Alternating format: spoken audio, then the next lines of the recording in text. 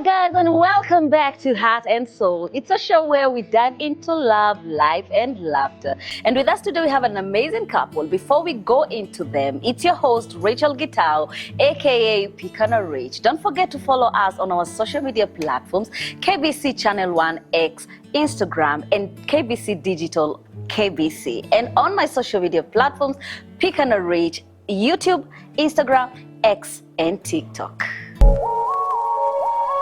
With us today, we have an amazing couple. Most of you have been wondering, pastors wanaishi aje? Pastors wanakosananga? Pastors kuna kuangaje, kunaendeleangaje? And we have an amazing couple, wanaitwa the Favours. Drum rolls. Hi guys. Hi. Uko salama? Tuko chonjo. Sasa si tuko salama huku. So we can just start off with introducing yourselves. My name is Lawrence Favours Karemi. By the grace of God, I'm a pastor at the House of Bread, Deliverance Church House of Bread, under the leadership of Bishop Mark Karaoke. And with me is my wife. Maybe she can introduce herself. Yes. My name is Jane Favours, and by the grace of God, I'm a daughter of the King. I'm a wife, obviously, to him, a mother, a minister, to mean a preacher in native language, and also an author. Amazing. I want us to dive into your love story. Kuna watu wanaulizanga mapastors upendana ama kunaendanga aje, you know. There's always a lot of confusion in this, you know. Yeah, so I want us to, how did you guys meet? She had come for her friend's pre-wedding party in church. So she was not a member of the church, but I was a member of the church, and I was part of the team that was in the pre-wedding. So that's the first time I saw her. The second time I saw her was during the wedding. We interacted kidogo in the wedding. Kuna bagi ya mse moja iliibiwa, actually yake iliibiwa. And then I used to serve as in the security department. So nikushughulika hapa kule, mrembo ameibiwa bag, you know. Yeye ndio aliibiwa? Kuliibiwa bag kadhaa. Oh, okay. But I think 2, but moja ilikuwa yake. Okay. So katika pilika pia unamcheki. But nothing much until later when she brought herself to church. Yeah. She got born again that Sunday that she came. What? And miraculously, she says, I'm among the few people who told her, welcome to the kingdom, the same day. The same day? The same day. Wow. So that's how I can say that's how now we met. Jane, nini ilikupeleka kwa kanisa yao after wedding? First of all, I got into a season of just searching and looking for purpose beyond the normal that I was used to, hanging with the girls and, you know, partying and all of that. And that's how I found myself in church. But that day when I came to church, I had made a decision that I was going to church to be born again. Honestly, I can't even tell you what was preached. So I just went to church, like almost waiting for the pastor to say who wants to get born again, rushed to the altar and gave my life to Christ. But the interesting thing was, the first time I saw him was that same day he's talking about the pre-wedding. But I remember telling my girl, who was now about to get married, I remember telling her about him. So I remember telling her, there is this guy I met in church, because I noticed him, like he was shouting, he was so loud. How wouldn't you notice me now? I know, but you were loud. But he looked married. And if there was one thing I'm not gonna mess around is with a man in church who is married. So when I got born again, it surprised me that as I was walking away being led to the visitors lounge, that he's the first guy standing at the entrance and telling me, hi, welcome to the kingdom. This is the best decision of your life. And I'm looking, I'm thinking, this guy is tracking me. Like, he's everywhere I go. Pasi, welcoming her in the kingdom. So what did you see? So there was nothing much. If anything, I tell people, she was not my class. Oh, what? She used to wear a 6-inch heel. So I was like, na saa hizo mimi niko chini ya mawe. So who them? Najua we cannot become anything. So wait, was she too good? Was she too, like, when you classy? Oh, she was classy. That's what I. Alikuwa kama pesa na wewe uko down. Yeah. Tuko bado nangoja God. So you never ever pictured her being your wife that time? No. Actually, what she's not telling you is the first time I met her in the pre-wedding, she was high on something. Yeah. She was high on something. And not the Holy Spirit. And not the Holy Spirit. Oh, yeah. No. And she was all over. Yeah. Oh, yeah. I can imagine. So nothing came to mind. Now, what happened for now us to become closer is she had now to start coming for during the second service. So that time, ilikuwa after the Westgate bombing. Yes. So in church, security were very alert. We used to screen everybody who is coming to church. Yes. Simina serve security. Yes. She would come for the second service. Na mimi niko kwa mlango. So entrance. I would welcome her every Sunday. Every Sunday. So kidogo we started talking.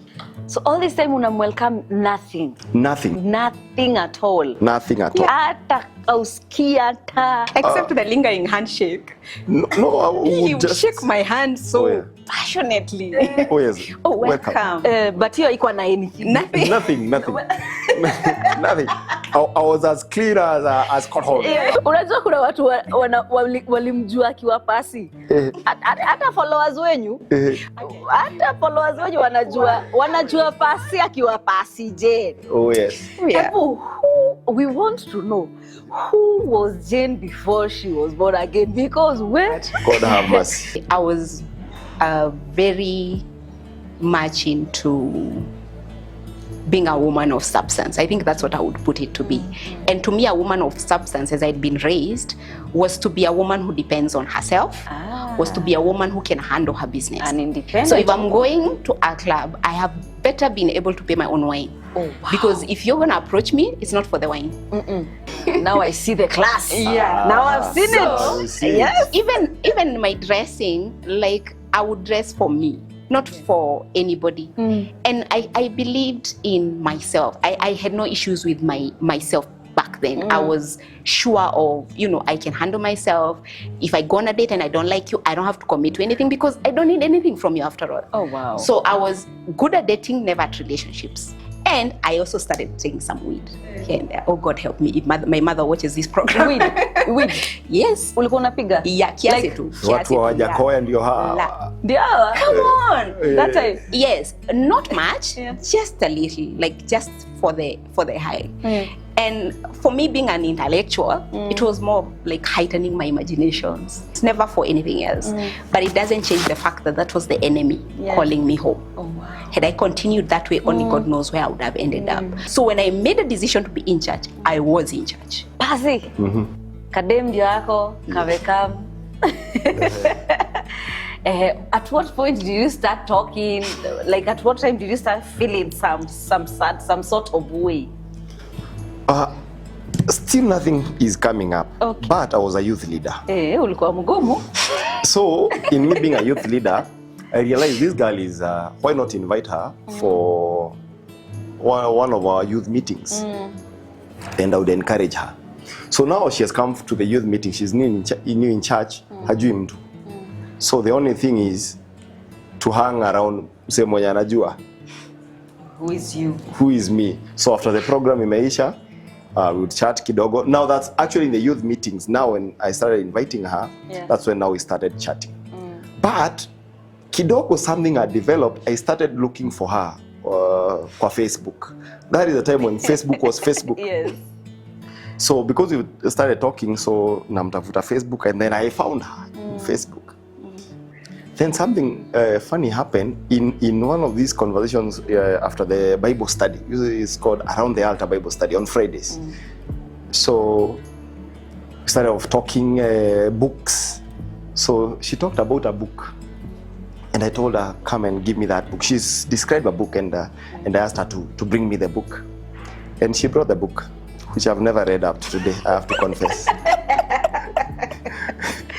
What was The Shack? It's called The Shack. Yes. But mzuri siku hizi watch the movie. So I watched the movie The Shack.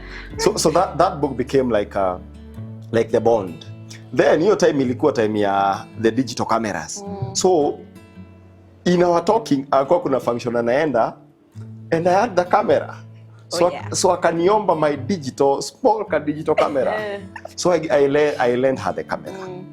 Yeah, so that's how now we started talking. We started talking. Then something happened was during that time, you know, I'm a youth leader. Yes. I'm leading a group with very many girls. Yes. What I didn't know is I was dating several girls in the group. You didn't know? I didn't know I was dating them. What are you talking about? I mean exactly that. Like them, they knew?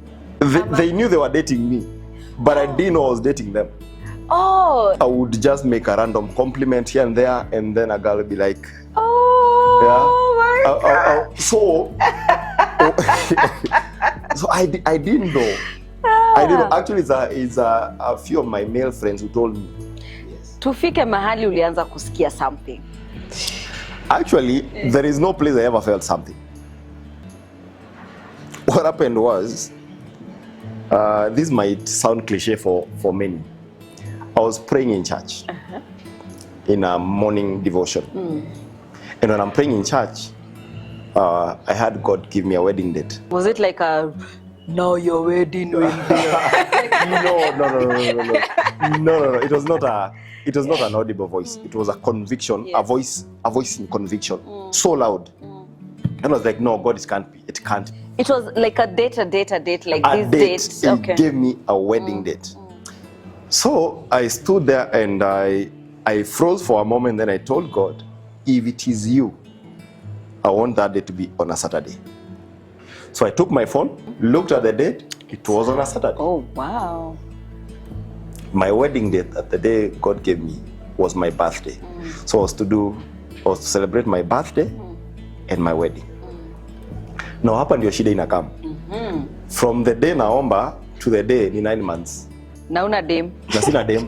But unafanya harusi wewe? Nafanya harusi, sina dem, sina job, naishi kwa mzae. This is interesting. I know the voice of God. So I was sure ni God. So now I go into a season of thanking God for my wife, ambaye I don't know. So I started thanking God. Thank you.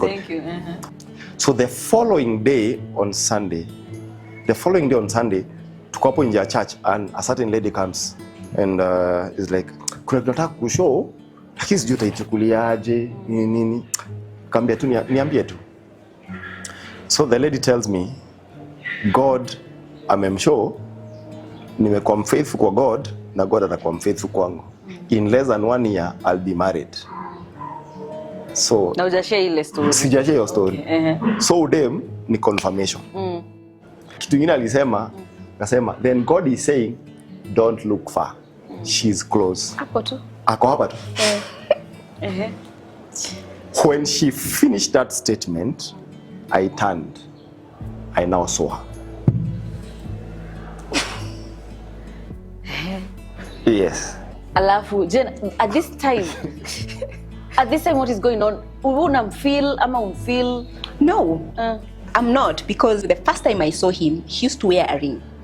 So in my heart, I was sure this man is married. So even at some point when he now started sending me messages, back then they were just mere messages on Facebook, I wasn't too much open. In fact, I had not friended him at first.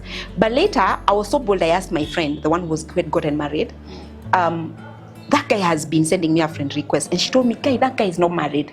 So after she told me he's not married, I now friended him.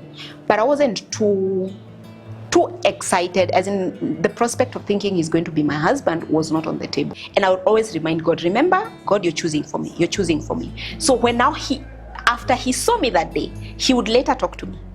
And he will tell us about that. But now when he talked to me, it was now for me to go back to God and ask, is he the one? Pasi, ulimkatia? So tulienda paje hapa mali tuko. Sasa tunaweza kukatiana ama tunapanga harusi? So Pasi ulienda sasa nataka kukuoa sai? No. Wedding yetu ni ya. So something happened that specific day. By that time nilikuwa nishajua wale mademu wananidai in the group. As hiyo tuko nafanya sale hapo nje ya church na za mishikaki, masamosa nini. So hiyo tumemaliza kuuza. So I was like, can I take you girls out to have a cup of tea? So I took my girls out. All of them. All of them. Even her. Every I was taking them out. Now, something happened. Mimi nilikuwa najua niko na do kwa M-Pesa. Sasa tulienda ku withdraw, kakuwa there is no withdrawal that day. Like M-Pesa imejam. So tumekaa hapo tumengoja, tuko hapo nje ya M-Pesa na mademu wangu sasa. Tuko hapo tunangoja. Sasa enyewe mpaka ikakaa desperate, ikakaa ni kama so now I look ni kama sijielewi. So now all mademu wakarealize huyu jamaa amesota, this thing is not gonna work today. So I don't know how they spoke amongst themselves and they realized mpaka sina fare.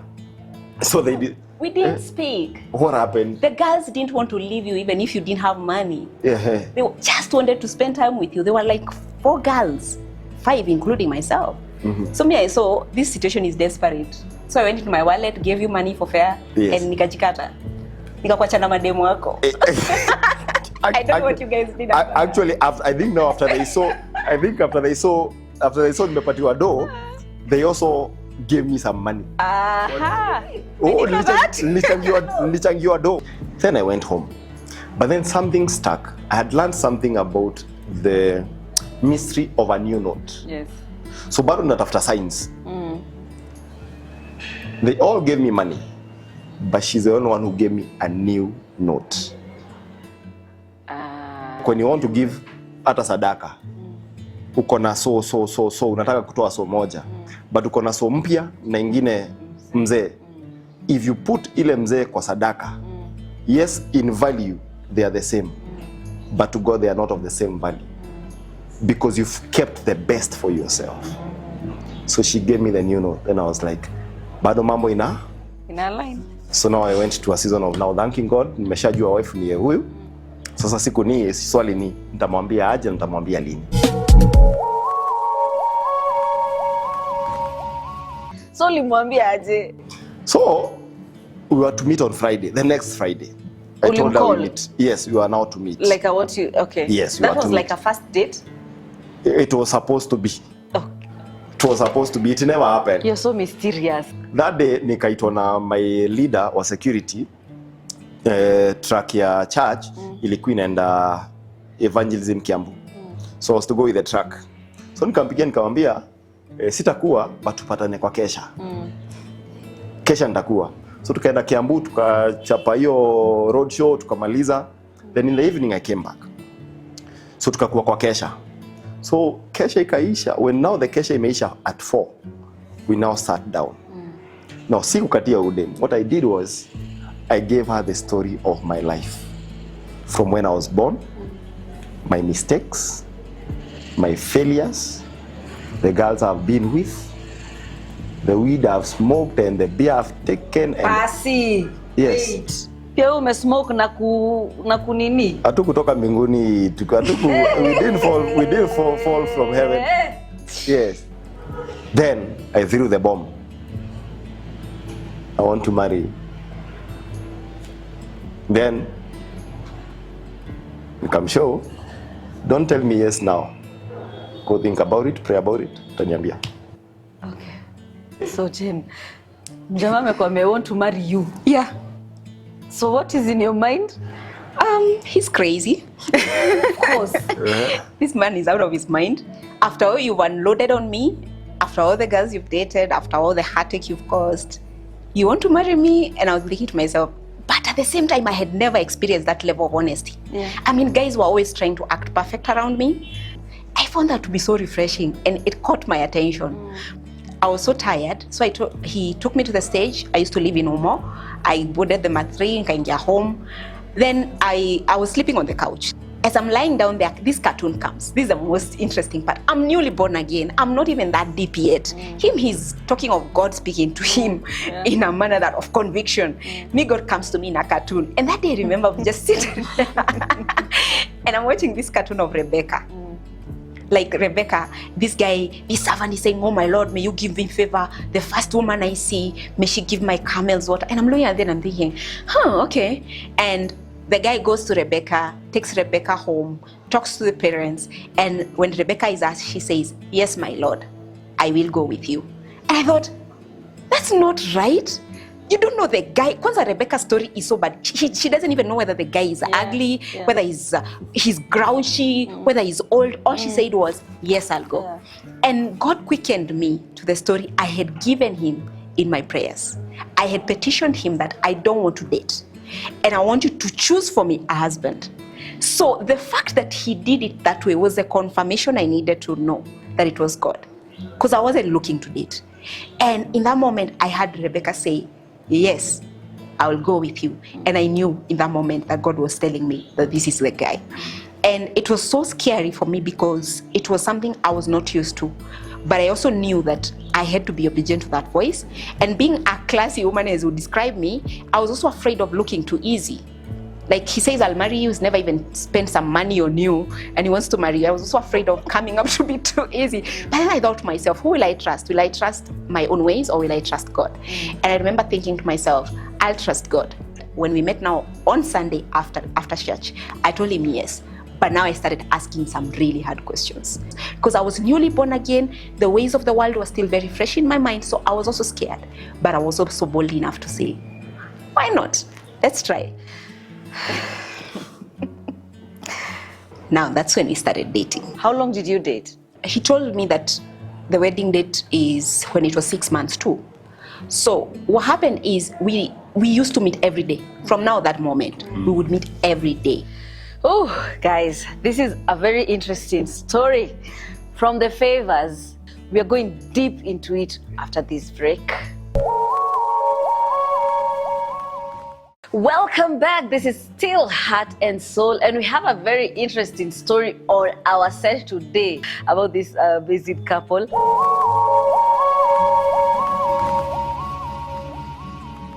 Now that we are here, Parsis. Tunataka sasa kuenda mahali mulianza kupanga harusi yenu. Ilianza aje na mulianza kupanga aje? As she said, we used to meet almost every day. Yes. And I would take her to hotels that I could afford. Kuna base nilikuwa nampeleka na baiche ya 35 bob. And at times you'd have to pay for it, you know. Sasa ingine ingebidi alipe bill. So we got to I would say we got to be so much fond of each other. So after the hotel, tukitoka kwa hiyo hoteli wamefunga, to go to another one. Tunakunywa chai ingine wanafunga. So tunasimama stage ya Umoina. Tunasimama stage, nachapa story, naona mrejo tatu nimfikishe home. Napanda mat, namfikisha home. Our times I would get back home at 1. Kuzindi mrembo. Then at some point now I had to be open to her, and I now told her we shall be doing our wedding in the next 6 months. At first she was like, how? But I shared the vision. And finally, she got to buy the vision. God even gave me our best couple in a dream. It's not even a couple najuana. I've never spoken. They are a couple in church. I've never spoken to them.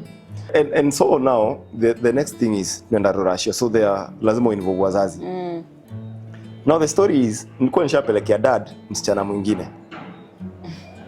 Na dada akaniuliza huyu ndiye huyu na utaleta mwingine So now we had to go home and renounce and revoke with immediate effect. Oh yes, I had to go and revoke.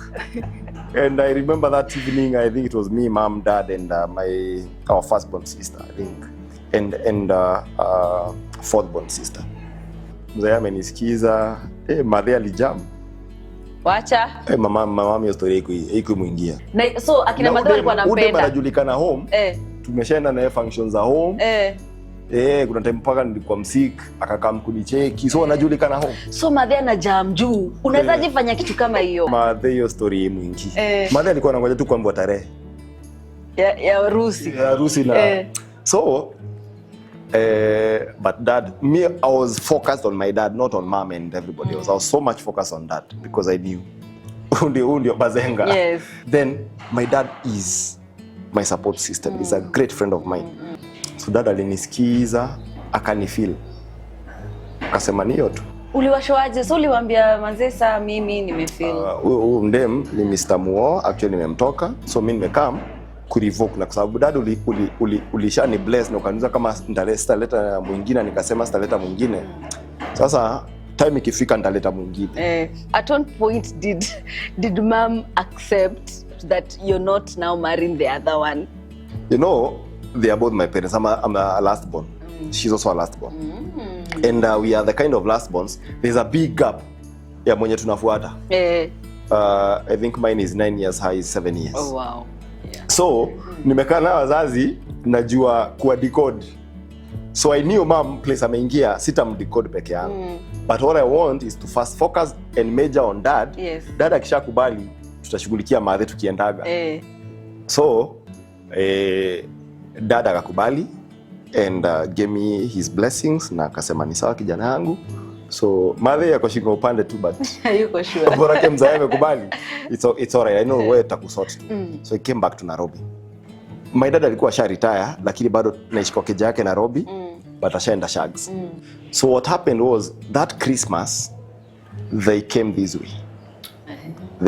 way.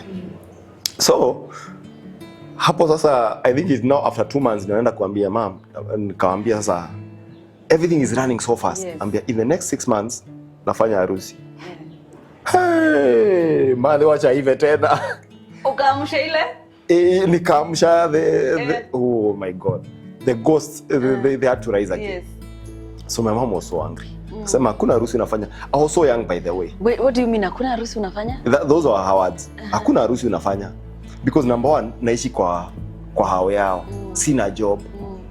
Alafu with marriage comes babies and so what are you telling me? Yeah. So mom was just concerned. Hajui mimi na focus na work na faith. Yana dina something tangible. Yes. So ilibidi nimejump place, niliambia madhe tuelewane, hii harusi si yako naongelelea. Yako ulifanya 1975. I was so harsh on her. But now my dad was my friend. Yeah, your side, yeah. Dad akasikia hiyo tone, akajua kijana wangu amejam. So my dad akaniita kando tukabonga, akaniambia usijali. Tashughulikia. Control. So hiyo season ikapita but I knew hapa pia dad atamhandle. Nikaenda Geshagi. Nikachapa mission, kuna mama najua natulizaga madhe. Kena nikapanga njama na wa mama. Vile ataingiza madhe box. Like at what point did you introduce her to your parents? Hey.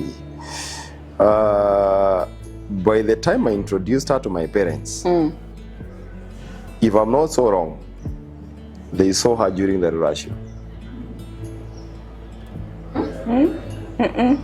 Did we go home? We first had to go to my parents. Yes. So that he gets the permission to marry me, so that he can take me to his home. Yes. So after that blessing, they call it something Idege. Something. Yes. So now he took me there to introduce me. Yes. Yes. So that's so when I was taking her to our home, nilikuwa nimepangana na one of the mamas. One of the mamas among our kuna plugs huko. Oh, ilikuwa inabidi madhe. So when she landed there, my goodness, she looked like something else. She looked like something exotic. From her hair, from her dress. Wanamwangalia design nyingine. Yeah, sasa. But either way, kaende. So introduced her, wakakubali. Then the questions were what she does. So when we left, now nikaanza kujua maswali. She's an interior designer. So nikaanza kuelezea madhe hii interior design ni nini. So kumaanisha anaenda kushughulikia manyumba za watu na wewe utakuwa unamruhusu aenda kushughulikia nyumba za watu hata za wanaume So my mom started seeing other things that I was not seeing. But nevertheless, I'm capitalizing on the two women and dad. Yes. Madhe hapa atatushikia mbele, atakubali the vision later. Atafika. But so after that, sasa kupanga ratio. So after the first visit, now we went now Kohada Idege in Kikuyu. So my parents came and a family friend and we went. So we went and their family was so welcoming and they spoke now the matters of the bride price and now to plan the Rurashio day. Yes. At this time, asha acceptiwa home? Usha acceptiwa? Not really. Not really. Until later, I could tell mom hated me. Like the look on her face. But I didn't know why. Even after marriage? Yes. But because of his boldness and him always fighting for me, it was kind of like a status quo. Like, I stand behind him so they can't hit him. But if they got the chance, they would hit me, but he always stands in front of me. So I was like, Zilaza, she doesn't like me, but dad was warm, kind, and I had to have faith that, it's gonna work out. One day. One day. And mom is the kind of person who may not like you, but will still do the right thing.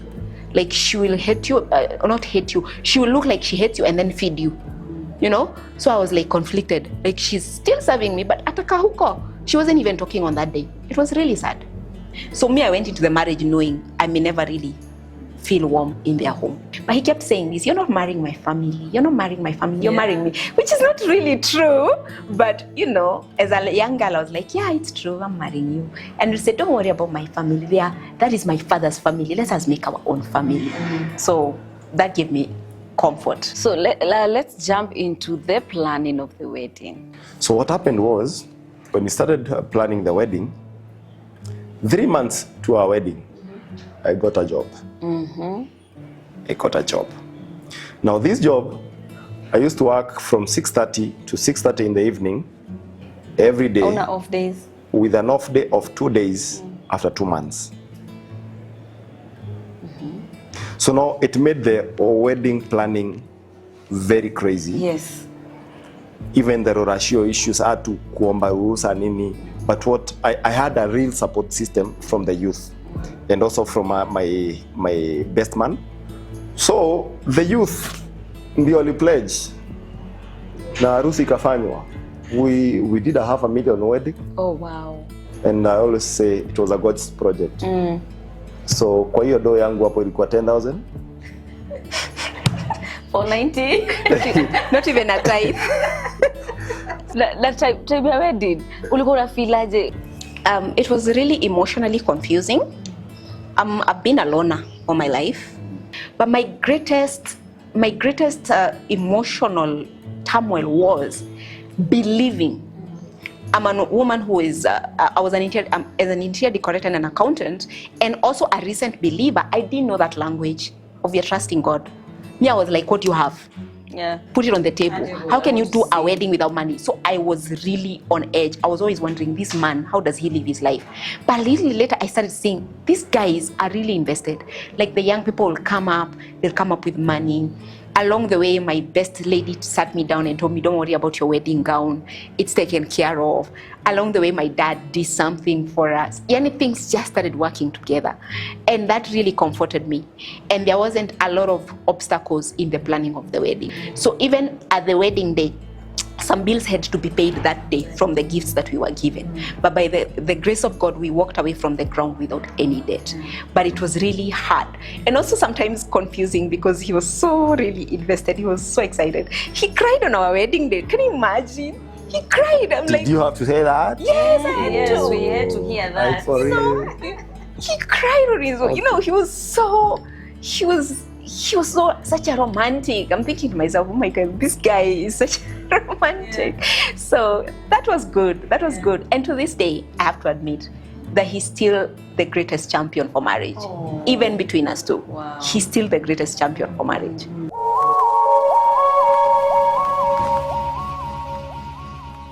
After marriage, which were those trials and challenges that you faced? Did you eventually feel wanted? We've not been married for the last 11 years. Yes. By the grace of God. We had the first problems that hit every marriage. Where every marriage, they feel you are not the right person for me. Yes. After marriage. Yes. And you try, but because you are naive, you feel this marriage cannot work. The marriage can work if there was a change of the partner. Because you are not the right partner.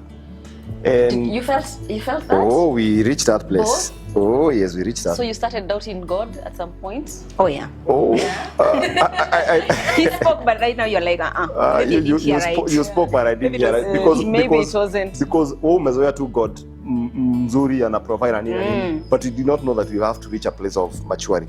Actually, to be frank, just after the wedding, we had an issue with where are you going for the honeymoon. We had a first fight there. I think on the third day, something like that. Wow. Because you had not decided. For me, the big thing was the wedding. Honeymoon. For me, it was like harusi imeisha. Honeymoon honeymoon is we can honeymoon as we go on, you know. You have the rest of our lives. You used to say, don't worry, I'll take you on honeymoon. So actually we went to honeymoon under duress. I had to kuingia box because the girl ameshika bag amejipeleka honeymoon.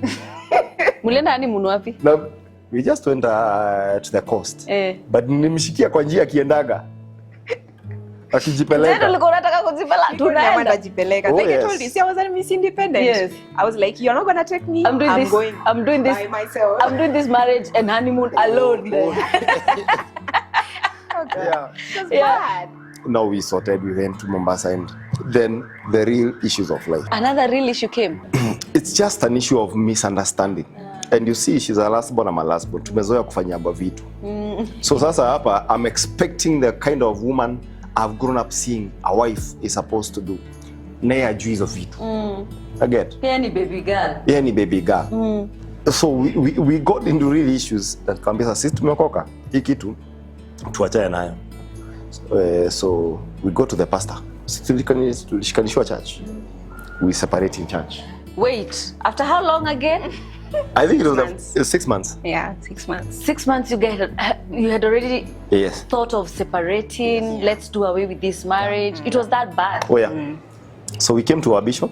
Actually that day nilikuwa nimempeleka hosi mpisha. Alikuwa msika. So tulikosania kwa hosi. Tukaletana hapo ndani ya lobby ya hosi. Tukaletana juu. Kaambia saa hata mimi nimechoka, kwani iko nini? Twende twende church. Tukakam. Mkaambia bishi. So tumeshuka Koja. Tunakuja kutoka Koja mpaka KBC, hakuna kuongeleshana. Tukafika. Bishop alikuwa na mabishop wengine wamemngojea wanataka kumuona. Kwenda reception kwambia want to see the bishop. Mlikuwa na appointment hapana. Mwambie leo unaweza kwa hapa na. Lakini tunataka kumcheki. Bishop akasikia akasema, "Okay. Tell them I'm going to give them 2 minutes." Yes. Tukaingia kampasha. He's just laughing. Katusikiza. Kambia you see now you know marriage kwanza kuongea, and he started now breaking the mountain into small pieces. He's such a father. Bishop Mark Kariuki, forever indebted to your fatherhood. And he just walked with us. So and by that time he was also a newlywed after losing the first wife. So alikuwa in his first year of marriage also. Ananiambia, you see Pastor Joyce, you see, you look at her, you think our marriage is all hard. You also go through stuff. I'm like, Bishop, how? Then he booked us for counseling. And this is where let me say it this way. We started the sessions, counseling sessions. I think we went back to him and be work. He called for us a pastor to find deliverance. Pengine ni mapepo zinatusumbua. The deliverance, the first thing that the pastor said, and he's our friend, I hope you'll not get offended by this, but the first statement he made when we sat down in that session cancelled our engagement with him. The first statement he said was, "Me and my wife, we don't fight." And after the session, that was the end of it. When we went back home, we discussed. No, you started discussing. We discussed. We had a common enemy. We had a common enemy. How don't you fight with your wife? And so we now decided to work on our marriage. Yes. So I would say, our marriage where we are today is not a product of counseling. It's not a product of kutolewa mapepo. It's a product of deciding that it has to work, and you have to force it to work. and you know hakuna exit. Exit ni moja. Actually ni mbili. Rapture ama death. But I think on that, please allow me Yes. give the woman's perspective, because later in my life I've gotten the gift of talking to so many women. It wasn't that we had an issue. There is something that happens in church marriages, because naturally the way it's done, you get married in church if you're doing a church wedding, not a secular one, and then you start life.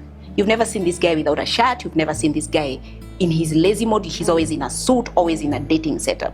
So now you get to the real life in a home setup. And then the dating man now resigns and the husband reports for duty. Yes. So you are supposed to, you're expected, you'll no longer go there, you'll no longer do this. And sometimes being a woman, especially a woman who was used to running your own life, it can get depressing. You feel like this man has colonized you. And I felt colonized, and along the way I lost my job. So I used to stay home all day. He would go to work, come in the evening. He would expect me to do his laundry. I never used to do laundry as a single girl. He would expect me to cook for him. I never used to cook except on the weekends. He would expect so much from me. Not that it was wrong, but how it made me feel, it made me feel like I had lost my value and that he got the better deal in the marriage. So I also was struggling with that identity of figuring out what happened, and I felt cheated. And also not understanding that it takes a long time for you to abandon what you used to do and adapt into what you both do. That was also something we never were counseled about. The counseling we went into was quoting scripture. Husband must love as Christ loves the church. A wife must submit, but never the real things. We had to discover those things for ourselves, and it was time wasting, emotionally depleting, and almost cost our marriage. And I also had to learn to say no, because he was also very strong. He was authority. He's an alpha. So sometimes he would speak to me and I would cry all day. Like, how could he speak like that to me? I'm used to being bemelezed and being pampered. And here he is, you should have done this, you should have. And I used to feel so bad. As I now started learning. And also going home and seeing how they behave helped me to know that's how he was raised. That is not unique to me. And we would go home and visit, and I would hear how they talk, and I'm like, and no one is angry. No one is angry in the room, and you're yelling at each other. And they would go back to bed, and I'd be like, I'm so upset. He's so happy. He's like, that's just. And I'm traumatized. I'm telling you, traumatized. I'm traumatized. I'm so depressed. I'm like, how could you tell your father like that? How could you tell that to your mom? And I started to realize, Kumi, that's just how they are. Okay, I'm good. I started to realize, so you I'm had good. to adjust. I'm good. And we started coming up with ways. Let's agree. I will never be your mom. I used to tell him that. Aki, the mom is so hardworking. I'll never be your mom. Please. I can never do the much she does. I used to plead with him. I can never be. And then along the way now, he would also compromise. And then he would say, yes, you cannot be, but you have to do something. You also can't be this spoiled girl who does nothing. And I'll also have to compromise. So we started meeting, having a middle ground. That was really by the grace of God, I have to say. I think that's the difference between somebody who is not born again and one who is born again. Now, 11 years later, right? What is your greatest memory? We've had many, but I think the birth of our firstborn. I was in the maternity room and seeing this life come to life. It was so miraculous. It was so miraculous for me. I used to tell him all the time, you have to be there. You make sure utrack ako katoto because I don't want to raise a child anatuletea some other things tuende kuambiwa tulibadilishwa mtoto. So I used to be so sure. And I also used to believe in dedication. So once the baby is out, even before avalishwa alikuwa anapatiwa baba yake ana dedicate mtoto. So it was and then we are both last borns. It was so traumatizing. But to be honest, I think also for me, that was the first time I've ever cried tears of joy. I couldn't believe it. Like, I'm a mom. That thing came out. I couldn't believe it. And I've never stopped holding my breath since then. Because you're always holding your breath. Now they are in this world. And by the grace of God, now I'm a mother of 2. We are parents to 2. Our daughter is now 8 years old, and a boy who is now 5 years old. Wow, congratulations. Glory to God. What were her cravings during the pregnancy? During that time, I used to run a hotel in town. And she used to love matumbo ugali that was cooked in that hotel. She would have it almost daily. Wow, matumbo. Yes. There's a specific chef we had. That guy could cook ugali to be like cake. Yeah. So she would crave that. And want that one chef to cook. And something happened. She had to resign from her job, months to delivery. And she became my employee, who had a very good deal. Alikuwa anaingia job 11 anatoka 3 na analipwa kuliko kila mtu. And you can do nothing about it. Actually, that was another good moment for me. So there's another memory I can see here, and you're not talking about it. Tell us about your book, The Wiser Woman. The Wiser Woman is now the ministry that was birthed through my journey and my life. And one of the greatest things I've now come to know is that most of the battles I fought as a woman were out of ignorance, simply because I didn't have the information I need to be able to navigate through those challenges. And the more I sought answers, the more I realized I wasn't alone. I started to realize that many women were going through the same things, except for them, some of them would lose their marriages, some of them would get into depression. And I also did not used to like that a woman would be so radiant, and then 3 years after marriage, they look like they'd been run over. You're like, what does marriage do to women? And that question used to bug me a lot. So for us, we speak our story to people so that they can save themselves the time and the heartache. This book has everything for everyone. It's for the teenager, it's for the girl in college, it's for the working woman, it's for the newly married, for the 10 years in marriage, for the mother, for a woman struggling with identity, struggling with finances, struggling with what their purpose in life is. So there is a hope for every woman to still rise up and be an empowered woman without being a rebellious woman. You can be married and still thrive. Being an empowered woman without being yes, that's deep.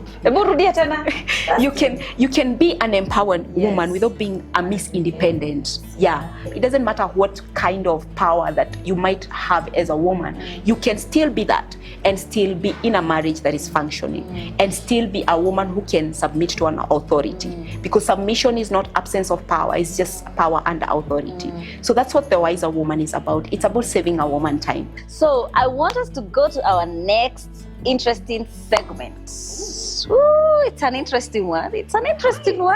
Yeah, we'll come. Oh yeah, first of all, lazima muimbiane ka wimbo. Haya. Think song yenye utamuimbia na wewe ufikirie yenye utamuimbia. Si ndio? When we come back. Welcome back to our quick fire with the Favours. Let me start with the lady. So what's your partner's weirdest habit? Sometimes to annoy me, he'll belch out loud. Like belch. Like a really loud, like the og. And then we'll do. Unasikia uko na weird habit. Yake ni gani basi? Huyo, I don't know. But she can just keep quiet. Na mlikuwa mnachapa story. Hivyo tu. Hivyo tu. Munapiga story alafu ame. Kabla unajua unacheka peke yako. Unaweza kuwa peke yako for the next 2 days. Enyeyo ni weird. Na hajajam. Are you okay? Yes. Bandos kuisha. So, what is your wife's shoe size? Shoe size 37. Oh, you wezi kosa kujua. What was he wearing on the first time you saw him? It was a pink tie with a very, very sharp, not parliament blue, almost sky blue suit. Between the two of you, who is more likely to say we need to pray right after giving you the silent treatment? I pray always. So who uses more of God said you are mine during arguments? Oh, he hides behind God a lot. A lot. God's will. God's will. Yeah. Between the two of you, who gives the longer testimony during couples fellowship?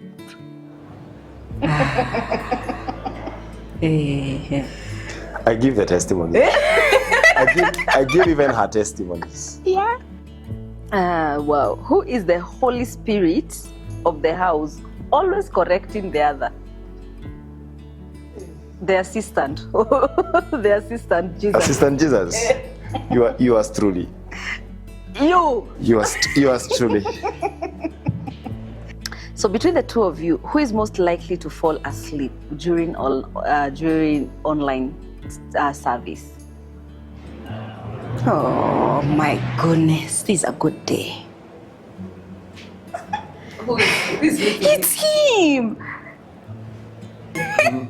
Lakini si online. Silalagi in person service. So, if your marriage was a gospel song, what's the title? I made it through. And I don't know how I don't know how I did it. Oh, I made it through. Because how it started. Oh, yeah. Maybe Anaji Bumaombi. So, who wins arguments using scriptures? This day was not supposed to come. So it's you again. It's him. Is it? Being the priest and the pastor in the house. Yes. Oh my God, he can make everything about scripture. Wow. Finish the sentence. Marriage is a calling, but sometimes It's hard. And you? Marriage is a calling, but sometimes it's a thorn. Wow. Yes, guys, that was our finishing sentence, that marriage is a calling, but sometimes to him, it's work. It's work, a thorn, yeah, but at the end of it all, marriage works. Oh, yes. Right? Before Waimbiane, guys, please make sure you follow us on our social media platforms, KBC Channel 1, Pale X na Instagram, and also on my social media platforms, Pick and Reach in all my social media platforms. And see you in our next episode. Take it away. I come from a long line of love. When the things get tough, we don't give up. Siendeleze. Imeishia hapo.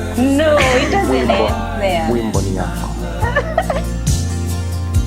You see, I come from a long line of love.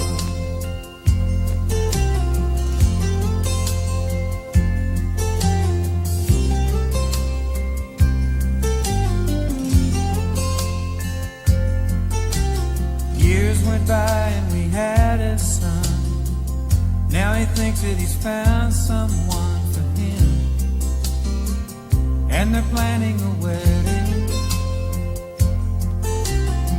He called me up on the phone today just to see what I had to say to him. Did I think he was ready? I said, oh,